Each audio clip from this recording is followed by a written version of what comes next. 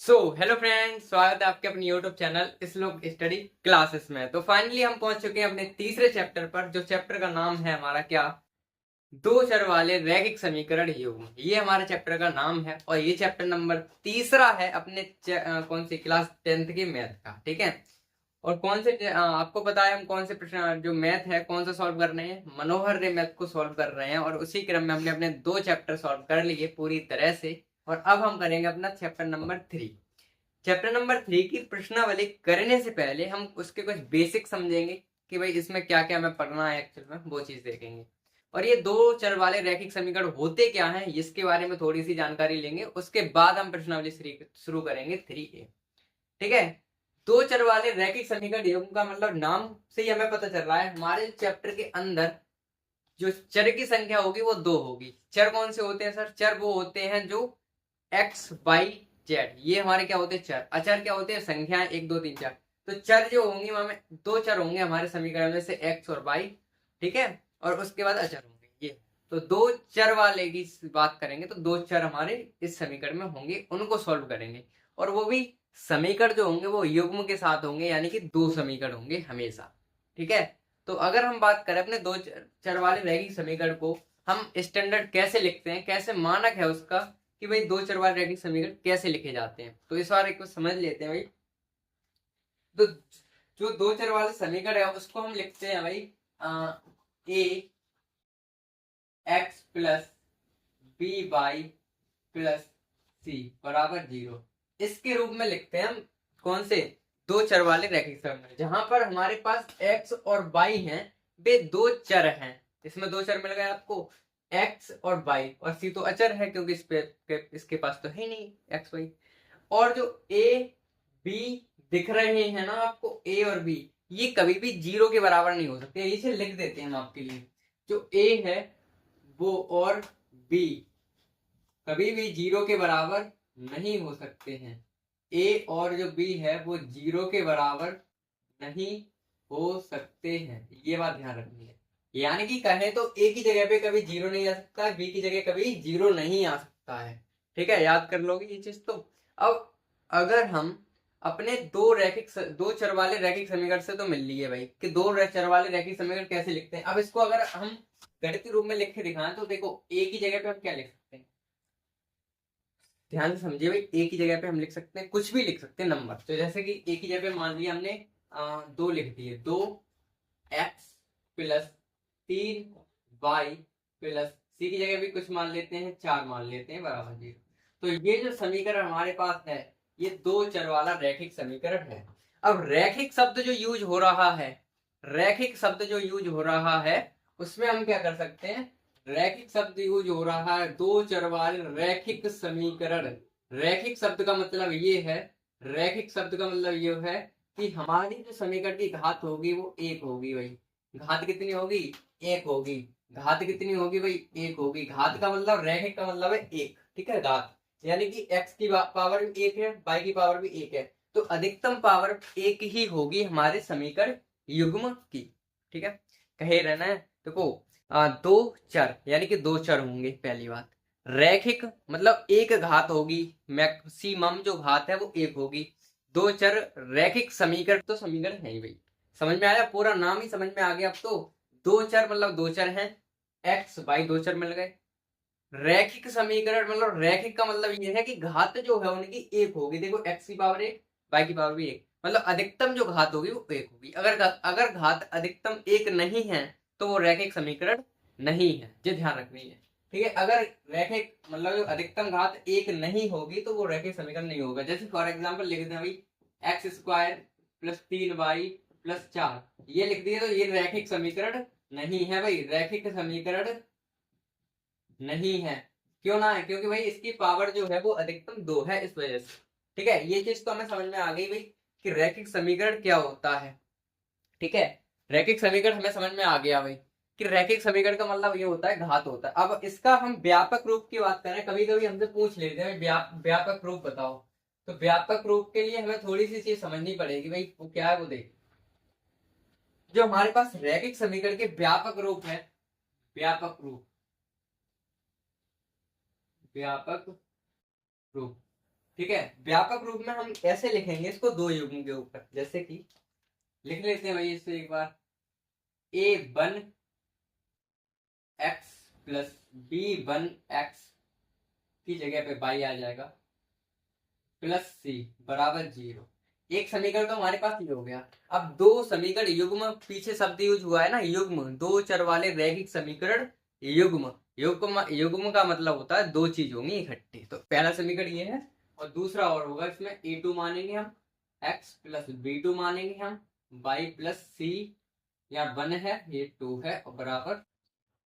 इस तरीके से इसे हम समीकरण नंबर 1 कहेंगे और इसे हम समीकरण नंबर 2 कहेंगे और ये हमारा हो गया व्यापक रूप अपने समीकरण का।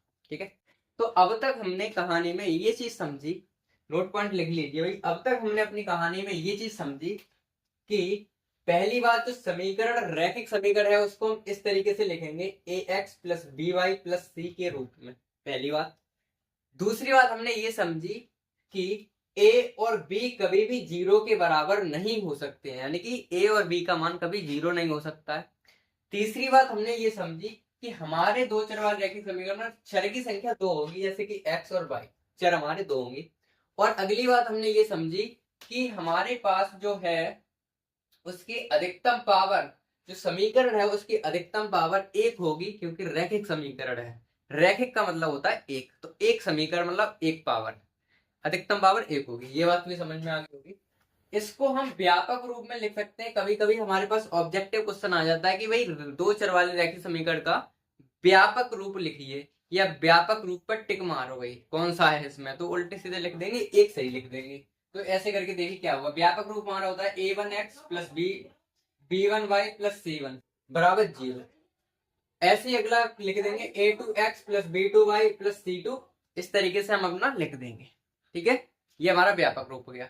अगर हम इसको अंकीय गणित मतलब अपन क्वेश्चन के हिसाब से लिखें कहें तो इससे अंक इसमें ऐड करके लिखें तो आपको ज्यादा क्लियर हो जाएगा। तो एक बार लिख के दिखा देते हैं आपको भाई अंक के रूप में। तो हम क्या करेंगे, a की जगह कोई अंक मान लेंगे भाई 2x प्लस 3y प्लस 2 मान लिया c की जगह, ये पहला समीकरण बराबर 0। और मान लिया ये 3x प्लस 6y और प्लस 3 बराबर 0। ये हमारे पास जो आया, ये जो हमारे पास समीकरण है, ये जो आपको समीकरण दिख रहा है, इसे ही हम कहते हैं भाई दो चर वाला रैखिक समीकरण युग्म। दो चर वाला रैखिक समीकरण युग्म,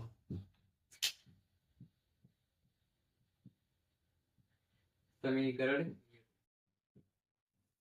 अब बताइए भाई कोई समस्या। ये समीकरण नंबर पहला है इसमें और ये समीकरण नंबर दूसरा। ठीक है, अब तो आपको एकदम क्लियर हो गया भाई कि हमारे चैप्टर का फील क्या है, कि भाई क्या क्या इसमें था। अपने नाम से दो चर वाला रैखिक समीकरण मतलब दो दो समीकरण होंगे, मतलब दो चर वाला, या इसमें चर मिस हो गई, एक मिनट चर वाला लिख लो। दो चर, दो चर वाला रैखिक, दो चर मतलब दो चर हो गए, रैखिक समीकरण मतलब पावर 1 हो गई, समीकरण युग्म मतलब दो समीकरण, युग्म वाले जोड़ा। ठीक है, युग्म माने जोड़ा, तो दो जोड़ा हो गए। इस तरीके से हमारे पास हो गया काम। अब इसकी कुछ हमारे पास प्रॉपर्टीज है जो हमें आगे काम होंगी, वो देखो। पहली प्रॉपर्टी ये है कि रेखाएं एक बिंदु पर प्रच्छेद कर सकती हैं, इस स्थिति में समीकरण युग्म का हल अद्वितीय होगा। ये बात आपको समझ में तो नहीं आएगी अभी फिलहाल। हम एक चीज ध्यान से आपको याद कर लेनी है कि अगर ऑब्जेक्टिव में प्रश्न पूछा जाएगा आपसे, किसमें ऑब्जेक्टिव में, कैसे पूछेगा वो समझिए। अगर आपसे ऐसे पूछा जाए कि भाई निम्न समीकरण में अद्वितीय हल है या ना, ठीक है ये, तो हम क्या करेंगे, अगर अद्वितीय हल जो होगा हमारे पास अद्वितीय, ठीक है, तो अद्वितीय हल की जो कंडीशन है वो ये है a1 बट्टे a2 बराबर b1 बट्टे b2 की कभी नहीं हो सकता, क्योंकि ये कटा हुआ है। तो a1 बट्टे a2 बराबर नहीं है b1 बट्टे b2 की। डन। ये बात कैसे समझ में आई, ये बात ये कह रही है हमारे पास, यहाँ पे देखो ये वाली a1 है, ये a2 है, a1 बट्टे a2 b1 बट्टे b2, इन दोनों का रेशियो कभी बराबर नहीं होगा। फॉर एग्जाम्पल यहाँ पे देखिए a1 कितना है, a1 का मान कितना है, यहाँ पे a1 का मान इस समीकरण से देखिए, इस वाले से, इस वाले से देखिए समीकरण से, इस वाला समीकरण दिख रहा है आपको, ये यहाँ से a1 का मान कितना है, 2 है। ठीक है, b1 का मान कितना है, a1 का ये b1 का मान 3 है, a2 का मान कितना है, A2 का मान है 3 और B2 का मान कितना है 6। ठीक है, ये चीज तो समझ में आई। इस समीकरण से हमने A1 A2 A3 A1 B1 और C1 ये मान निकालना है। A1 पहला, B1 दूसरा, C1 तीसरा, A1 A2 ये, B2 ये, C2 ये। ठीक है, मान ये होते हैं। इसमें क्या कह रहे हैं, ये कह रहे हैं कि A1 अगर A1 बट्टे में A2 बराबर नहीं है B1 बट्टे में B2 के, यानी कि A1 का मान कितना है 2 बट्टे में A2 का मान कितना है 3, बराबर नहीं है 3 बट्टे 6 के, यानी कि वैसे भी बराबर नहीं है दिख रहे हैं हमें, तो ये कैसा अद्वितीय हल रखेगा अपने आप में, कैसा रखेगा अद्वितीय हल। तो आपको केवल इतनी याद रखनी है, जब भी तुम्हारे पास इससे ये पूछे कि अद्वितीय हल है इस समीकरण का, इस समीकरण युग्म का अद्वितीय हल है या नहीं, अद्वितीय अगर हल है तब तो हमारी जी कंडीशन सेटिस्फाई करेगी। A1 बट्टे A2 बराबर B1 बट्टे B2 के नहीं होगा, और अगर कर रही है बराबर आ रहे तो वो अद्वितीय हल नहीं है। ये चीज होती है। अद्वितीय हल का मतलब ये होता है कि उसका मान जो होता है केवल एक ही आता है, मतलब बदल नहीं सकता उसका आंसर, मतलब जो आ रहा है आंसर वही रहेगा, एक्यूरेट कुछ भी करो उसमें आंसर एक ही आएगा। ठीक है, वो उससे कहते हैं अद्वितीय। ये है, ये आपको अभी कम कम समझ में आएगी, पहले बता दे रहे हैं, कारण आगे जो जाके हम इसके क्वेश्चन करेंगे तब हमें अच्छे से समझ में आएगा। ठीक है, केवल तो आप अपने फेरवे से लिखते चलना और थोड़ी थोड़ी चीजें समझते चलना। जैसे कि समझने लायक ये चीज थी कि अद्वितीय शब्द आएगा हमारे पास कि भाई हमसे पूछेगा अद्वितीय हल है या नहीं है, तो अद्वितीय हल पूछेगा तो हम जान लेंगे A1 बट्टे A2 बराबर B1 बट्टे B2 नहीं, बस इतनी चीज याद करनी। दूसरे समीकरण में क्या, दूसरे पॉइंट में याद करना है, रेखाएं संपाती हो सकते हैं। रेखाएं अगर आपसे पूछे रेखाएं संपाती हैं या नहीं है, ये चेक करिए। कोई हमें समीकरण दे रखे होंगे, दो समीकरण युग्म ऐसे दिए रखे होंगे और हमसे पूछे जाएगी इससे जो रेखाएं बनेगी वो संपाती हैं या नहीं है। ठीक है, पहले पूरे पढ़ो। संपाती हो सकती है, इस स्थिति में समीकरण अपरिमित रूप से अनेक हल होगा। इसमें आपको दो चीज याद रखनी है, दो चीज याद रखनी है, दो चीज याद, वो क्या है वो समझिए। एक तो अगर रेखा हमारी संपाती होंगी तो A1 बट्टे A2 बराबर B1 बट्टे B2 बराबर C1 बट्टे C2। अगर हमारी रेखाएं संपाती होंगी तो तीनों चीज बराबर होंगी भाई, A1 बट्टे A2, B1 बट्टे B2 और C1 बट्टे C2। अगर संपाती रेखाएं तो तीनों बराबर होंगी, पहली चीज। अगर हमसे पूछ ले कि भाई हमें कहे कि पता करो कि A1 सॉरी, अगर हमसे पूछे कि एक समीकरण युग्म दे दे, ठीक है, समीकरण युग्म दे दिया और हमसे पूछ रहे हैं कि चेक करके बताओ ये संपाती है कि नहीं है। भाई संपाती रेखाएं संपाती है या नहीं, तो हम ये चेक करेंगे A1 बट्टे A2, B1 बट्टे B2 और C1 बट्टे C2 अगर बराबर आ रही है तो संपाती है, नहीं आ रही तो ना है। बस एक चीज तो हमें पता चलेगी संपाती की चीज के, अगर ये बराबर है तो संपाती है। अपरिमित रूप से अनेक हल हैं क्या, ये पूछ लेगी इस समीकरण युग्म के अपरिमित रूप से अनेक हल हैं या नहीं है। तो अगर अपरिमित रूप से अनेक हल होंगे तब भी हमारे पास सेटिस्फाई दिस करेगी, A1 बट्टे A2 बराबर B1 बट्टे B2 बराबर C1 बट्टे C2। डन, ये चीज याद कर लेंगे आपको। तीसरी चीज ये है, रेखाएं समांतर हो सकती हैं। रेखाएं अगर आपसे पूछे कि समांतर हैं कि नहीं है तो हमें ये कंडीशन करेगी A1 बट्टे A2 बराबर B1 बट्टे B2 तो होगा, लेकिन C1 बट्टे C2 बराबर नहीं होगा, यानी कि दो तो बराबर होंगे, लास्ट वाला बराबर नहीं होगा, तो हमारी जो रेखाएं वो समांतर होंगी। कैसी होंगी, समांतर होंगी। और एक तो हमने ये चीज याद कर ली, ठीक है, और हमें याद करनी कोई यह जो है क्या, ये जो है अपरिमित रूप से कोई हल नहीं देगा। ये इसका मतलब कोई हल नहीं होगा, अपरिमित शब्द हटा दीजिए, कोई हल नहीं होता है। ठीक है, अगर A1 बट्टे A2 बराबर B1 बट्टे B2 है लेकिन C1 बट्टे C2 बराबर नहीं है तो उसका कोई हल नहीं होगा, उसका कोई हल नहीं होगा अगर ये कंडीशन हो रही है तो। ठीक है, और साथ ही साथ रेखाएं जो होंगी वो समांतर होंगी। रेखाएं कैसी होंगी, समांतर होंगी। तो ये चीज थी अपनी बेसिक चीज, इतनी चीज हमें बेसिक थी और इतने चैप्टर में हमारा क्लियर हो जाएगा इतनी चीज में। ठीक है, अब हमें पता है आपको ये चीजें थोड़ी सी अभी दिक्कत दे रही होंगी क्योंकि आपको समझ में कम आया होगा, लेकिन कोई दिक्कत वाली बात नहीं है। ये तो फेयर का पहला पेज है, पहले पे अपन लिखेंगे ना ये चीजें तो अच्छी दिखेंगी। ठीक है, अब समझ में ये कब आएंगी, जब हम इसके क्वेश्चन करेंगे ढेर सारे तब। ठीक है, मैथ क्वेश्चनों पे ही होता है, जैसे जैसे हम क्वेश्चन करेंगे वैसे वैसे हमें समझ में आएगा। तो अब हम बढ़ते हैं अपनी प्रश्नावली 3A की तरफ और उसका हम पहला प्रश्न सॉल्व करते हैं।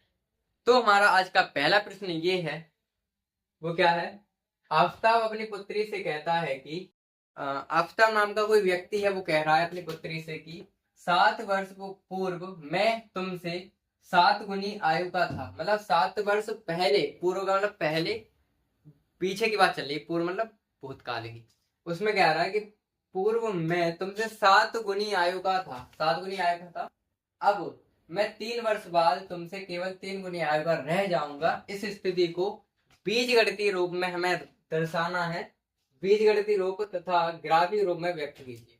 एक तो हमें बीजगणितीय रूप में व्यक्त करना है और फिर ग्राफीय। ठीक है, तो करते हैं इसे सॉल्व। तो देखिए हल लिख लेते हैं इसका। और एक चीज तो आपको माननी पड़ेगी भाई, माना आफ्ताब जो है, आफ्ताब की वर्तमान आयु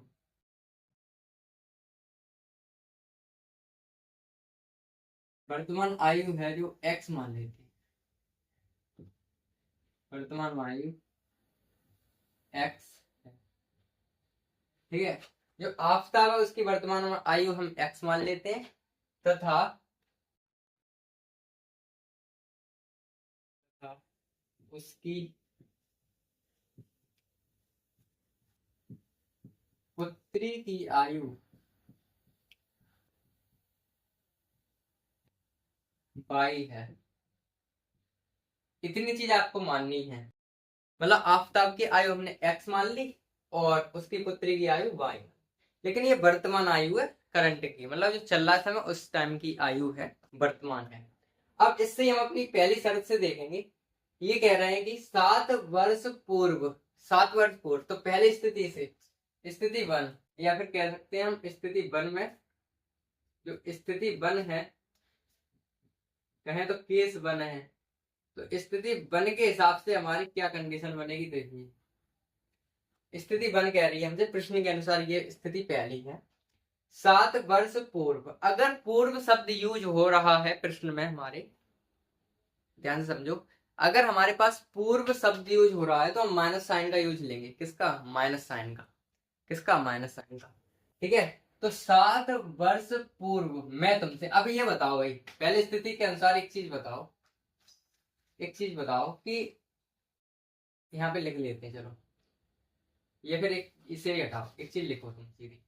7 वर्ष बाद, 7 वर्ष पूर्व, 7 वर्ष पूर्व आफ्ताब की आयु कितनी होगी? आफ्ताब की आयु बराबर, अगर वर्तमान आयु x है, 7 वर्ष पूर्व कितनी होगी? अगर हमारी आयु, जैसे अपनी आयु अपनी मान के चलते हैं अभी 20 साल है अभी, तो 7 वर्ष पहले कितनी होगी? तो हम 20 में से 7 घटा देंगे, ये तो होगा सिंपल। यार समझो ना, वर्तमान आयु मतलब होता है करंट में जो अभी हैं हम, तो अभी हमारी आयु 20 साल है मान के चलते हैं। ठीक है, 20 है।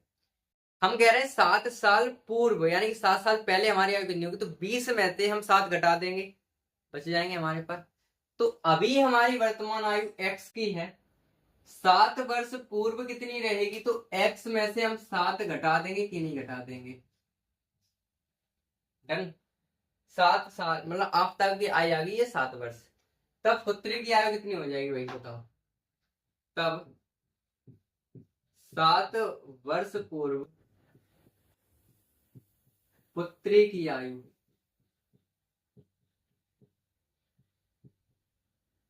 आयु कितनी हो जाएगी? x माइनस, सॉरी बाई, क्योंकि बाई है ना इसकी, तो बाई माइनस 7। ये चीज समझ में आई आपको कि नहीं, ये बताइए आप। 7 वर्ष पूर्व जो है वो पूर्व के साथ माइनस का यूज लेंगे आप, ये ध्यान रखना है सिंपल। x में से 7 घटा दिया, 7 वर्ष पूर्व की करे। ये किसकी है? आफ्ताब की, x वाली आफ्ताब। बाई मतलब लड़की की है, उसकी पुत्री की आयु है x बाई माइनस 7। अब प्रश्न की पहली शर्त पढ़ो। पहला केस जो है हमारा, केस 1 जो है वो देखिए क्या है। 1 ये कह रहा है कि 7 वर्ष को तुमसे मतलब पुत्री से कह रहा है, पुत्री से, जो आफ्ताब है वो अपनी पुत्री से कह रहा है कि 7 वर्ष पूर्व तुमसे 7 गुनी आयु का था। मतलब जो आफताब था वो 7 वर्ष पूर्व अपनी पुत्री से 7 गुना था। वो कितना था? 7 गुना। तो पहले किससे हमारे पास ये चीज समझो, जो पिताजी है ना, पिता, तो एक्स, कलर चेंज कर लेते हैं, ठीक है, कलर चेंज कर लेते हैं पहले किससे। एक काम करो, ऐसे लिख लो, x माइनस 7 और बराबर है x माइनस बाई माइनस 7। अब एक चीज ध्यान से समझना, ये तो हमने लिख दिया है, बस एक चीज ध्यान से समझो। बात ये है, बात ये है कि हमें जब भी बीजगणितीय रूप में लिखना है तो दोनों चीजों को बराबर करना होता है। बस इधर की बड़ी है तो इधर वजन बढ़ा के इसे बराबर करो, ठीक है। अरे यार, जब भी हम कुछ काम करें, जब भी हम चीजें खरीदें बाजार से, तो हमें दोनों कांटे बराबर हों तभी तो हम संतुष्ट होंगे भाई, तभी तो हमारा समीकरण एकदम सेटिस्फाई होगा, ठीक है? तो दोनों चीज बराबर होंगी तभी काम। अब इसमें क्या है, पिता जो है 7 गुना ज्यादा है अपनी पुत्री से, तो पिता तो ऑलरेडी बड़ा है ना, पिता ऑलरेडी बड़ा है। अब बराबर करने के लिए आपको जो पुत्री है वो बड़ी करनी पड़ेगी। ये बात समझ में आ रही है भाई? अरे यार देखो, पिता तो पहले से ही बड़ा है, क्योंकि वो तो आपको सभी पता है कि पिता बड़ा होता है, सही ना है? तो पिता बड़ा है, पुत्री छोटी है, तो पिता तो ऑलरेडी बड़ा है, और हमें बराबर करने के लिए पुत्री को ऑटोमेटिक जबरदस्ती बड़ा करना पड़ेगा। ये चीज समझ में आई? समझे? तो हम क्या करेंगे, उल्टा चलेंगे। ये कह रहे हैं भाई पिता बड़े हैं 7 गुने, तो हम पुत्री को करेंगे। पुत्री कौन सी है इसमें, ये देख पहचान ले, एक्स पिता है, ये रहा पुत्री, ये रही। तो हम इसको ना करके इसको 7 गुना करेंगे। ये चीज आपको समझने लायक थी। यहाँ कहने का मतलब ये है, उसके विपरीत चले, उसमें कह रहे हैं पिता 7 गुने है, तो हम पिता को तो 7 गुना समझ रहे हैं, लेकिन बराबर करने के लिए हम पुत्री को बढ़ाएंगे, पिता को तो वैसे ही वैसे रहते। अब ये दोनों बराबर हो गए। ये चीज समझ में आई कि नहीं अभी तक? मतलब विपरीत चलना है। इसमें कह रहे हैं भाई पिता जो है, मतलब आफताब जो है, वो 7 गुना है अपनी पुत्री के, तो हमने पुत्री को 7 गुना कर दिया। पुत्री कैसे पहचान ली? पुत्री ये पुत्री इस वजह से है, ये लड़की इस वजह से है क्योंकि ये बाई है, क्योंकि बाई हमने मानी थी, ठीक है। अब तो समझ में आ गया होगा ये, इतनी तो बात होगी समझ। आगे करो, इसे सॉल्व कर लेते हैं जल्दी जल्दी। यहां से अगर सॉल्व करना चाहें हम, तो ये हो गया 7 x माइनस 7 बराबर 7 बाई माइनस और 7 49। 7 बाई को इधर ले आते हैं भाई, x माइनस 7 बाई बराबर माइनस के क्या हो जाएंगे, 49 तो है इधर, माइनस के 49 है ना इधर, तो माइनस के 49 और ये प्लस के हो जाएंगी 7, प्लस के हो जाएंगे 7। तो ये बचेगा x माइनस 7 बाई बराबर, ये जरा घटाइए भाई। अगर हम इसे घटाएंगे तो कितना बचेंगे, 9 में से 7 गए, बचे कितने हमारे पास, 2, और ये 4 था, और पता है कि 42 बच रहे हैं, लेकिन माइनस के बच रहे हैं। किसके बच रहे हैं? माइनस के, ठीक है। तो हमारे पास क्या आया, पहला समीकरण आया भाई x माइनस 7 बाई, ठीक है, x माइनस 7 बाई बराबर माइनस के 42। एक काम करें, इसे और थोड़ा कर लेते हैं भाई, इसे हम लिख सकते हैं x माइनस 7 बाई बरा, और ये माइनस का ना इधर ले आते हैं, प्लस के कितने हो जाएंगे, 42, और ये हमारा समीकरण नंबर, इधर तो 0 बचेगा। ये बीजगणितीय रूप में पहले केस से लिख गया भाई कि x माइनस 7 बाई प्लस 42 बराबर 0, ठीक है। ये हमारे पास पहले केस में क्या आया भाई, हमारे पास पहले केस में आ गया भाई x माइनस 7 बाई प्लस के 42, ठीक है। इस तरह सॉल्व करने का पता तो है। ये आ गया 7 बाई, ऐसे कैसे आएगा, माइनस 49, और ये जो बाई थी वो उधर पहुंचा दी, लेकिन हाँ प्लस की थी, इधर पहुंची माइनस की हो गई, और 7 बाई जो 7 प्लस के तो इधर आ गए माइनस के, मतलब माइनस के थे इधर आ गए प्लस के, और इनको घटा दिया, माइनस के वैल्यू माइनस के 42 को उधर ही भेज दिया। तो ये हमारा पहला समीकरण मिल गया, ठीक है। पहला समीकरण A1 A2 A1 B1 C1 इस तरीके से। अब केस 2 से हम निकालेंगे अपना दूसरा समीकरण, केस 2 से निकाल लेंगे दूसरा समीकरण। तो एक मिनट रुकिए भाई, केस 2 इधर कर लेते हैं।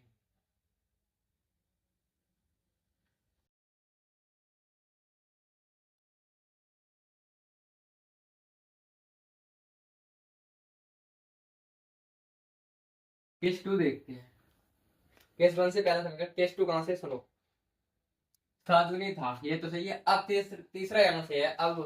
अब 3 वर्ष बाद, बाद शब्द यूज हो रहा है, नहीं प्लस का यूज होगा, प्लस का साइन। 3 वर्ष बाद मैं तुमसे 3 गुनी आयु का रह जाऊंगा, वो बात की। पहले 3 वर्ष बाद इनकी आयु निकालते हैं, तो ये बाद में आएगा। पहले ये चीज लिखो कि 3 वर्ष बाद आफताब की आयु कितनी होगी। आफताब की आयु, ये आपसे चाहिए मुझे जवाब। 3 वर्ष बाद आफताब की आयु बताइए, और 3 वर्ष बाद पुत्री की आयु बताओ भाई।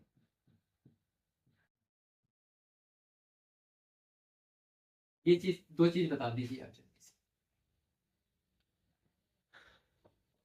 अब सुनो, हमारी आयु अभी 20 साल की है वर्तमान में।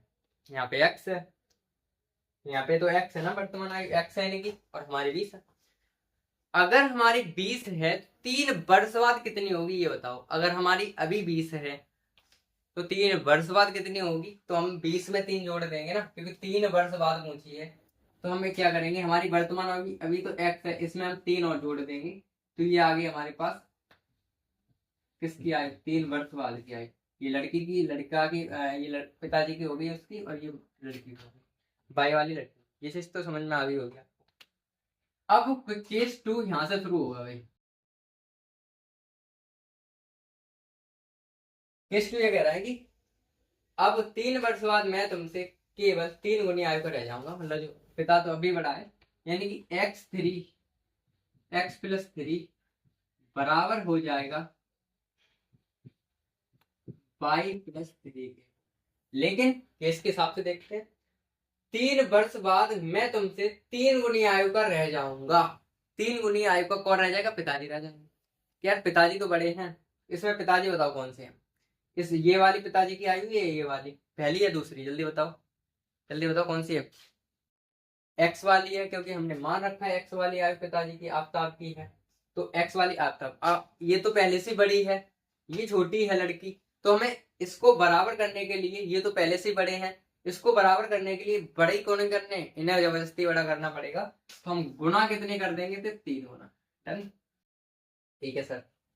इसे सॉल्व करेंगे, x+3 बराबर 3y प्लस के 3×9। यहाँ से x-3y, ठीक है, x-3y बराबर 9, माइनस के उधर चले जाएंगे 3, तो x-3y बराबर 9 में से 3 के कितने बचेंगे, 6।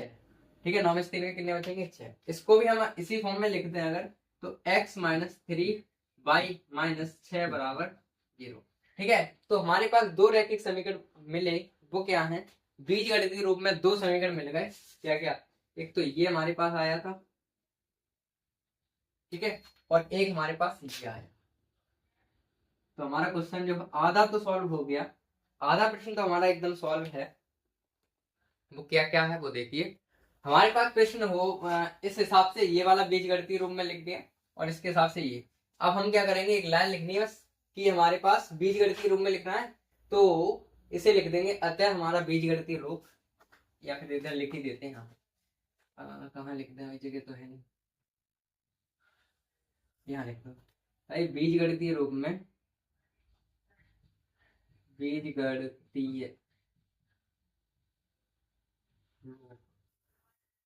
में क्या होगा, पहला समीकरण है x-7y प्लस 42 बराबर 0 तथा x-3y -6 बराबर 0 इकट्ठे लिख दिए इस तरीके से। इतना सॉल्व हो गया हमारा क्वेश्चन। ठीक है, ये चीज तो हमने समझी कि हमारे जो प्रश्न है वो किस तरीके से सॉल्व होगा, ये चीज समझ में आ गई। ये चीज थोड़ी कठिन इस वजह से क्योंकि इसमें थ्योरी है थोड़ी बहुत, वो अपनी कुछ ज्यादा खास तो है नहीं, वो अपने दिमाग से लिखनी है बस। एक बार दोबारा समझ लेते हैं जल्दी जल्दी से। देखो, माना आफताब की आयु, जो आफताब की वर्तमान आयु उसे एक्स मान लिया, तथा पुत्री की वर्तमान आयु हमने बाई मान ली, वर्तमान ही आयु मानी दोनों। ठीक है, फिर हमने क्या किया, क्वेश्चन के हिसाब से 7 वर्ष पूर्व, 7 वर्ष पहले जो आफताब की आयु x-7 हो जाएगी और पुत्री की आयु हो जाएगी x-7, वो y-7। इस तरीके से x-7 और y-7 बराबर हो जाएंगी। लड़की छोटी है इस वजह से लड़की को गुना कर देंगे, लड़की की तरफ हम बढ़ा देंगे अपनी आयु, तो इधर 7 गुना हो गई। ठीक है, इनको कैलकुलेशन की ये बन गई, और इसी तरीके से सेम टू सेम ये काम किया तो ये भी हो। ठीक है, तो 50% हमारा 50% सॉल्व हो गया हमारा प्रश्न, बीजगणितीय रूप में हमने लिख के दे दिया आपको। अब हमें लिखना है ग्राफीय रूप में व्यक्त करना है। ठीक है, तो ग्राफीय रूप में व्यक्त करेंगे हम क्या, इसको थोड़ी जगह करके साफ करके, तो तब तक कि आप ये चीज लिख लेना, और हम बढ़ते अपने इस जो क्वेश्चन है उसके अगले पार्ट पर। तो हमारा अगला पार्ट है जो है ग्राफी विधि। इसको ही हमें ग्राफी बीजगणितीय में तो कर चुके ना, अब ग्राफी विधि रूप में करना है, ग्राफी रूप में निरूपित करना है सिंपल सी। देखिए करते हैं। सबसे पहला हम समीकरण जो हमारे पास निकले थे वो लिख लिए हमने। समीकरण नंबर 1 ये है, और समीकरण नंबर 2 हमारे पास ये है। जब भी हम शुरू करेंगे ग्राफी विधि तो समीकरण 1 से सॉल्यूशन शुरू कर लेंगे। समीकरण 1 से, समीकरण 1 क्या है वो देखिए ध्यान से। समीकरण 1 जो होता है, होता क्या है हमारे पास है ही, वो है x माइनस 7y प्लस 42 बराबर, इसमें हमें किसी एक चीज को, मतलब एक चर को या x को या y को एक साइड रखना है, बाकी सभी दूसरी साइड रखना। तो अपना फेवरेट तो ज्यादातर लोगों का होता है क्या, एक काम कर रहे हैं, x को इधर रहने दे रहे हैं और y को उधर भेज देते हैं, कोई दिक्कत तो है नहीं। तो x बराबर 42 उधर जाएंगे तो माइनस के होके जाएंगे 42, और 7y उधर जाएंगे तो प्लस के 7y और माइनस के 42, इस तरीके से होगा सिस्टम। x बराबर आएगा प्लस के 42 से इधर चले गए माइनस के 42 हो गए, माइनस के 7y से इधर चले गए प्लस के 7y हो गए। इसमें कोई समस्या नहीं है ना। समीकरण 1 से हमने क्या किया, x का मान निकालने के लिए x को अकेला छोड़ दिया और इधर भगा दिया। तो done done done done done. x बराबर, अब एक चीज ध्यान रखनी है, यहां से शुरुआत होती है असली काम, दिमाग का काम। इसमें हमें y की जगह एक संख्या अपनी तरफ से रखेंगे और x का मान निकालेंगे। जैसे कि y का मान 1 रख देंगे, फिर 2 रख देंगे, फिर 3 रखेंगे, कोई भी मैक्सिमम 3 मान रखेंगे और उसके बाद आके सॉल्व करेंगे। अब ध्यान ये देना है आपको कि अगर हमने मान के चलो x बराबर 1 रख दिया, लिखना मत ये चीज, अभी हम बता रहे हैं आपको दिक्कत क्या आएगी आपके सामने। माना x बराबर y बराबर हमने 1 रख दिया, y बराबर 1 रख दिया, मान लिया, क्योंकि ज्यादातर बच्चे एक ही रखेंगे, लेकिन थोड़ा अपना दिमाग चलाएं। अगर 7 1 7 और माइनस के 42, अब ये देखिए अगर हम 42 में से 7 घटाएंगे तब भी हमारे पास 35 बच रहे हैं भाई, 35 माइनस के। अब जब भी हम ग्राफ बनाएंगे तो हमें 35 तक जाना पड़ेगा, बड़ा नंबर आ रहा है ना 35, तो हम कोशिश ये रखेंगे या वो मान रखेंगे जो कि यहाँ जो नंबर आंसर आए वो छोटा आए, ये ध्यान रखना है। ठीक है, ज्यादातर स्टूडेंट क्या करेंगे भाई, y बराबर 1 रखेंगे और x का मान निकालेंगे, लेकिन x का मान आएगा बड़ा अगर 1 रख रहे हैं तो। लेकिन हमें चाहिए हम ऐसा नंबर, अब हमें अपनी तरफ से ही तो रखना है, तो हम ऐसा नंबर रखेंगे जिसमें हमें कैलकुलेशन आसान हो जाए। कैलकुलेशन आसान यानी कि जहां तो थोड़ी दिक्कत उठा लो, लेकिन जहां पे जो आएगा आंसर वो छोटा आना चाहिए, ऐसी संख्या रखो आप, दैट्स इट। अब आप ध्यान से देखोगे तो अगर हम y की जगह पर, अगर हम y की जगह पर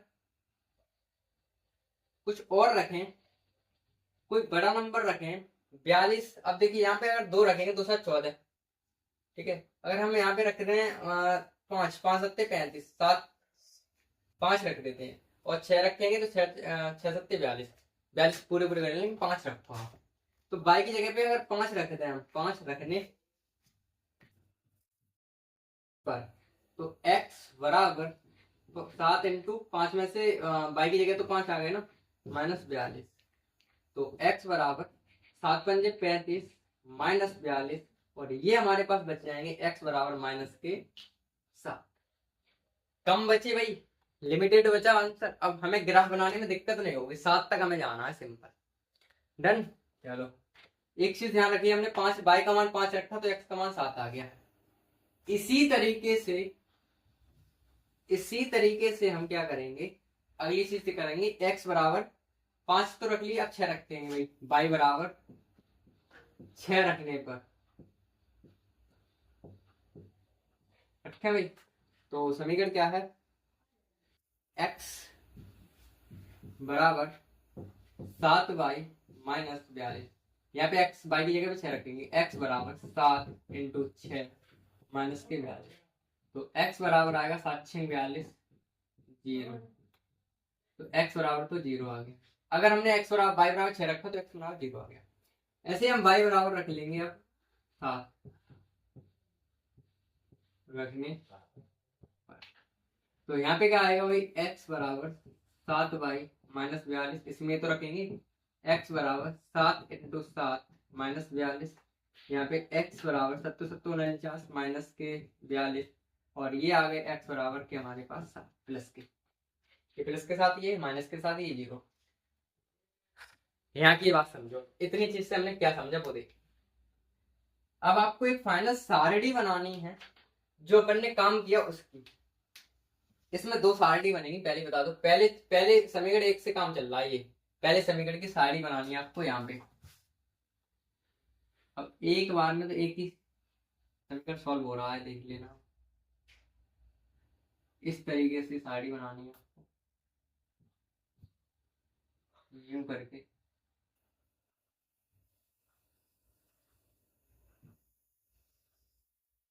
यहाँ x और यहाँ y, 1 2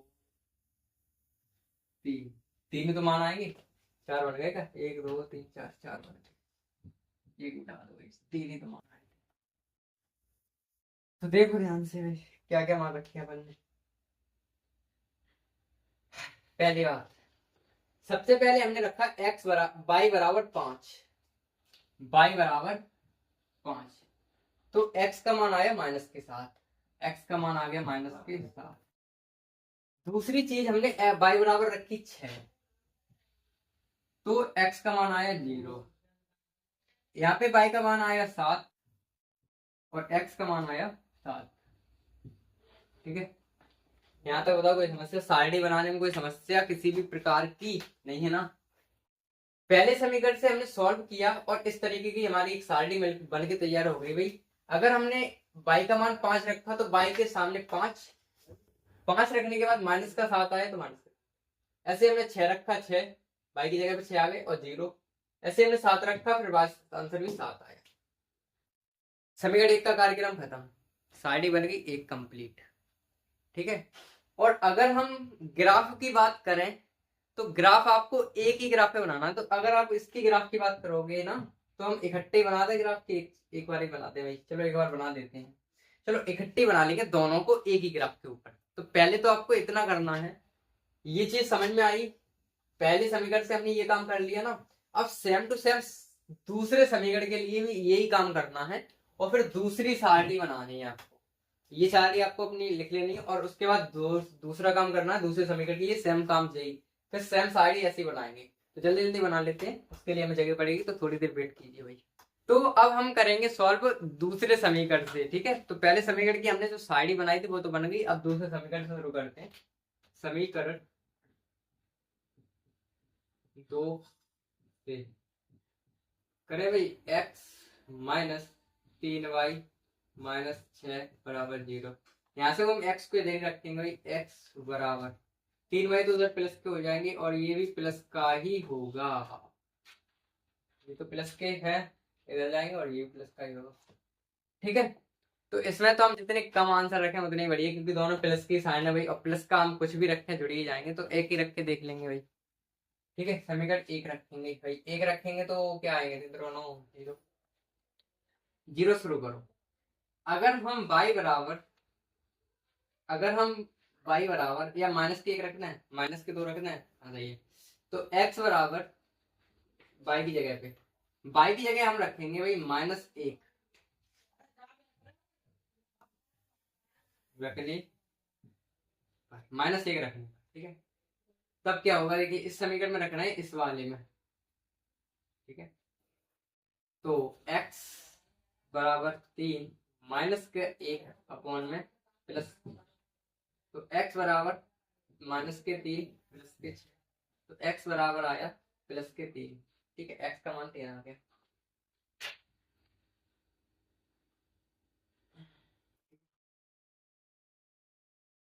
अब अगर हम x की जगह पे जीरो रख दें, मतलब बाई की जगह जीरो मत रखो, चलो माइनस के 2 रख दो, थोड़ा आसान हो जाएगा। जीरो आ जाएगा ना इसके अंदर। तो अगर हम बाई का मान 2 रखेंगे माइनस के, तो क्या आएगा वो देखो। कहाँ गए, ये समीकरण x बराबर 3y प्लस के 6। ठीक है, तो x बराबर 3 माइनस के 2 प्लस के 6, x बराबर माइनस के 6 प्लस के 6 बराबर 0। x बराबर क्या आ गया भाई 0। अब हम रखेंगे x बराबर, अगर हम माइनस के 3 रखेंगे तो उधर माइनस के 3 यानी कि यहाँ पे आ जाएंगे भाई, माइनस के 3 तो 9, माइनस के 9 आएंगे और माइनस के 3 आ जाएंगे। चलो ये रख लेते हैं, y बराबर भी रख लेते हैं माइनस के 3 रखने पर। तो समीकरण नंबर ये रहा, x बराबर 3y प्लस के 6, x बराबर 3 माइनस के 3 प्लस के 6, तो x बराबर माइनस के 9 प्लस के 6, तो x बराबर आया माइनस के 3। ठीक है, तो प्लस के 3 0 और माइनस के 3 इस तरीके से हमारे पास आया, और इसके हम जल्दी जल्दी साइड बना लेते हैं। ठीक है, अब इसमें हमने ज्यादा जल्दबाजी तो कर दी, आपको पता ही चल रहा है क्योंकि, और आपको ये भी बताया कि वीडियो हो रही लंबी और प्रश्न ये समझने लायक है और ऐसे प्रश्न आ सकते हैं। ठीक है, तो इस तरीके से समझना तो है ही हमें। ठीक है, तो यहाँ x और यहाँ पे y। ठीक है, इस तरीके से हो गया। अब x का मान हमारे पास कितना है, ध्यान से ये देखना है हमें कि x का मान कितना आएगा। x बराबर कितना आया, x बराबर आया 3, कितने y बराबर माइनस 1 रखा, पहले तो हमने y बराबर रखा माइनस का 1, तो आ गया 3, माइनस का 1 रखा तो 3 आया, माइनस के 2 रखे तो भाई 0 आया, और माइनस के 3 रखे तो भाई माइनस के 3 रखे तो 3 आया। ये आया सिस्टम हमारे। ये हमारे दूसरे समीकरण की साइड बनेगी, समीकरण 2 से हमने ये कर दिया। अब हम समीकरण 1 जो साइड आई थी पहली और दूसरी है, उन दोनों को बनाएंगे ग्राफीय रूप में। ठीक है, तो वो करेंगे हम अगली इसको रेज करने के बाद। तो फिलहाल तो ये चीज तो आपको समझ में आई होगी। पहले हमने दूसरे समीकरण में x बराबर माइनस का 1 रखा है, फिर माइनस के 2 रखे, फिर माइनस के 3 रखे, इस तरीके से ये साइड बन के आ गई। और अब हम करेंगे इसको ग्राफीय रूप में निरूपित। तो फाइनली हम पहुंच चुके हैं अपने क्वेश्चन के अंतिम चरण पर, जो कि हमारा क्या है, ग्राफीय निरूपित करना था। ग्राफीय रूप में अब हम करेंगे, मतलब इस पे रेखा बनाएंगे। ध्यान से देखिए कैसे। इस साइड, पहली साइड की बात करें पहले की, तो x है माइनस के 7 और y है 5। तो ये वाला जो पॉइंट है कहाँ मिलेगा, x पे चलना है माइनस के 7, तो x वाली लाइन ये होती है नीचे वाली, लिख देते हैं ये चीज, ये x डैश, ये x, ये y और ये y डन। ये लाइन जो नीचे वाली लीटी वाली दिख रही है, ये हमारी कौन सी, x वाली लाइन। तो x पे चलना है हमें 7, ये रहा 7, और y पे चलना है 5, तो y मतलब ये वाली पर प्लस के 5 चलना है ऊपर की तरफ। तो ये आया, 1 मिनट रुको, हमें स्केल की जरूरत पड़ेगी। देखो 5 पे चलना है यूं करके ऐसे, क्योंकि हमें y पे चलना है 5, कुल मिला के ये बात है। ठीक है, तो y पे चलते हैं 5, तो चल लेते हैं भाई, कौन सी बड़ी बात है हमारी।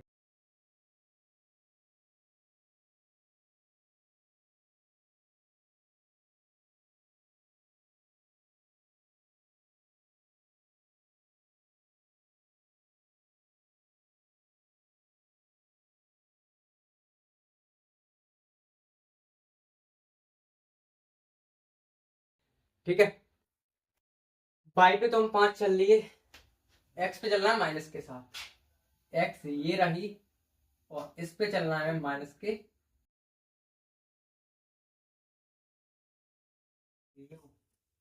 ये आपस में यहाँ पे हमारी कट रही हैं, इस पॉइंट पे हमें ये कटती हुई दिख रही हैं। दूसरी चीज हमें x चलनी है 0, x 0 का मतलब 0 यहाँ पे तो रहनी, इस लाइन पे तो भगना ही नहीं है, 0 रहना है। y पे चलना है 5, तो y पे 5 चलने के लिए कहाँ जाना पड़ेगा ये बताइए। अरे यहाँ पे है, x तो 0 है, y पे चलना 6, तो y पे 6 कहाँ आएगा, ये आएगा 6, यहाँ पे आ जाएंगे भाई, क्योंकि x पे तो हम चले ही नहीं आगे। एक्स पे तो हम चले ही नहीं, वाई पे चले 5, सॉरी 6, वाई पे चले 6, 7 7, यानी कि एक्स पे भी 7 और वाई पे 7। तो एक्स हमारी कहाँ है भाई, एक्स ये है, और इस पे 7 हमारे यहाँ पे कहीं आएंगे इस तरीके से। तो इस पे चलेंगे 7 और यहाँ पर भी चलेंगे 7, तो ये लाइन हमारे पास ऐसी बनेगी। ध्यान से देखो भाई, ध्यान से, इस तरीके से हम अपनी लाइन करेंगे।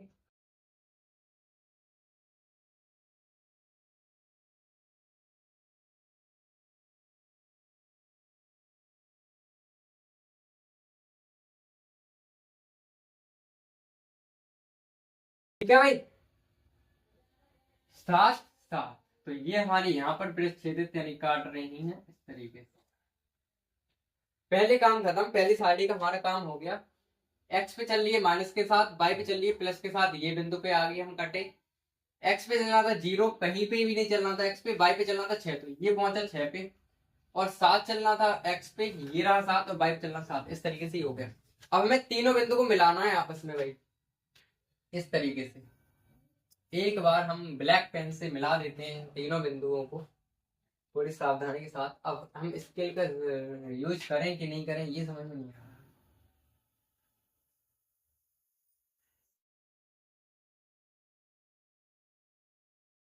चलो कर लेते हैं।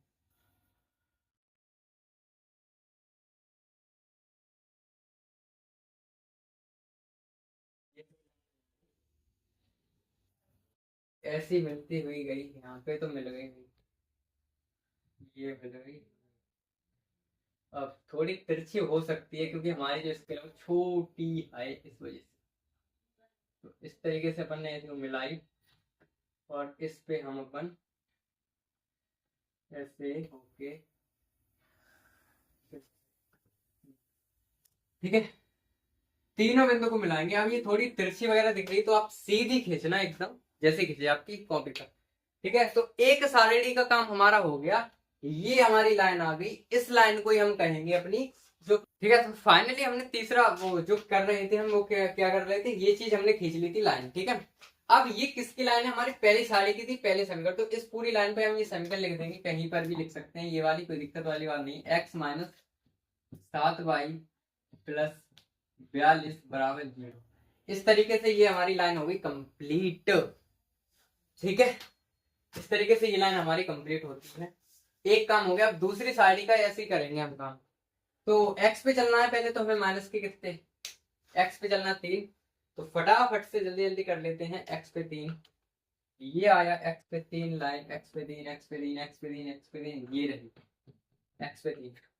तो एक्स पे 3 चलना है और वाई पे माइनस के, तो एक्स पे 3 चलना है और वाई पे माइनस के, इस तरीके से। तो यहाँ पे आएगी ये लाइन, ये रही।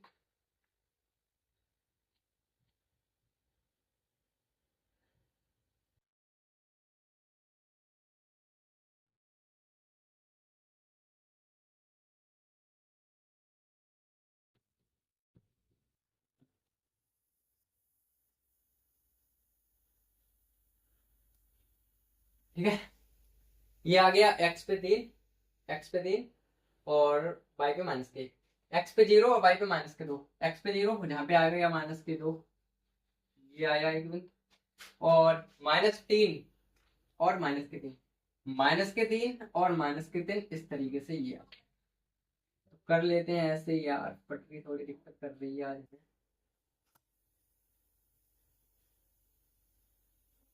तो यहाँ जाकर काट रही है ये दोनों। इसको भी लाइन खींच देते हैं, तीनों को मिला देते हैं आपस में बिंदुओं को यूं। पहला बिंदु तो अपना मिल चुका है यूं, दूसरा बिंदु भी हमें मिल चुका है।